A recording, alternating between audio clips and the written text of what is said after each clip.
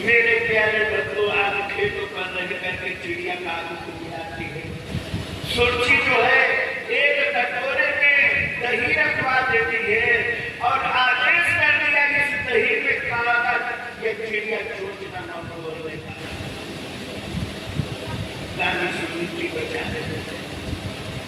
धीरे धीरे समझ गया राजा उद्यान पास जंगल को जाते हैं शिकार खेलने के लिए और लौटने में देर हो गई तो आधी रात के बीच में रानी सुनीति के पास में पहुंच जाते हैं।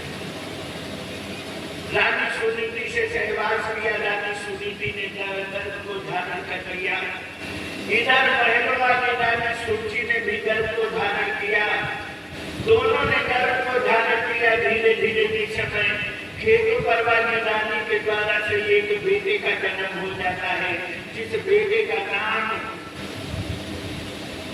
ध्रुव रखा। महलों वाली रानी के द्वारा एक बेटे का जन्म हुआ, जिस बेटे का नाम उत्तम कुमार रखा। धीरे बड़े होने लगे। एक दिन का जिक्र है, ध्रुव महाराज कहने लगे भैया मुझे पिता का पता बता दो, मेरा पिता कहाँ है। रानी कहने लगी जगत पिता का पता जानना चाहते हो या लौकिक पिता का पता जानना चाहते हो।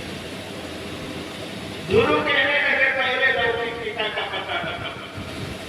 रानी कहने लगी तो मुक्ति हवेली बनी है, इसी में तुम्हारा पिता रहता है जो राजा है।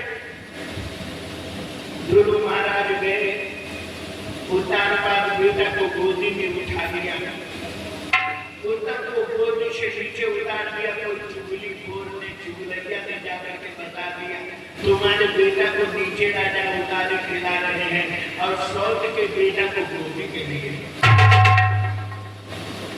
रानी सुनती आती है, कलाई पकड़ करके ध्रुव महाराज की गोदी से नीचे उतार दिया।